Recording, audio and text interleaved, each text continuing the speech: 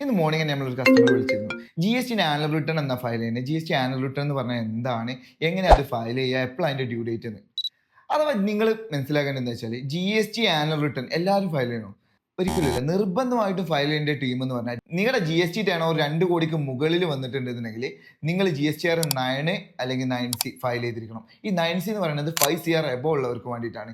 ഈ GSTR 9 9C എന്നൊക്കെ പറയുന്നത് എന്താണെന്ന് അതായത് നമ്മൾ GSTയിൽ കൊടുത്ത റെക്കോർഡ്സും അതുപോലെ ബുക്സ് ഓഫ് അക്കൗണ്ട്സിലുള്ള റെക്കോർഡ്സും സെയിം ആണോ, GSTR 2A 2B ഒക്കെ സെയിം ആണോ എന്ന് നമ്മൾ ഹെൽത്തി ആയിട്ട് ചെക്ക് ചെയ്യുന്നതിനാണ് ഈ GSTR 9 9C പറയുന്നത്. ഇതിന്റെ ഡ്യൂ ഡേറ്റ് എന്ന് പറയുന്നത് ഇപ്പൊ ലാസ്റ്റ് ഫിനാൻഷ്യൽ ഇയറിന്റെ ഡ്യൂ ഡേറ്റ് എന്ന് പറയുന്നത് ഈ 31 ഡിസംബർ 2025 വരെ നമുക്ക് ടൈം ഉണ്ട്. അതിന് മുമ്പേ നമ്മൾ ഇതൊക്കെ ക്രോസ് വെരിഫൈ ചെയ്ത് 2 കോടിക്ക് മുകളിൽ ടേൺ ഓവർ വ്യക്തികളാണെങ്കിൽ നിങ്ങൾ നിർബന്ധമായിട്ടും ശ്രദ്ധിക്കുക.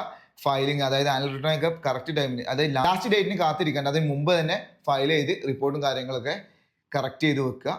ഇതിനെക്കുറിച്ച് കൂടുതൽ എന്തെങ്കിലും നിങ്ങൾക്ക് അറിയണമെങ്കിൽ താഴെ കാണുന്ന നമ്മുടെ നമ്പറിൽ നിങ്ങൾക്ക് കോൺടാക്ട് ചെയ്യാവുന്നതാണ്.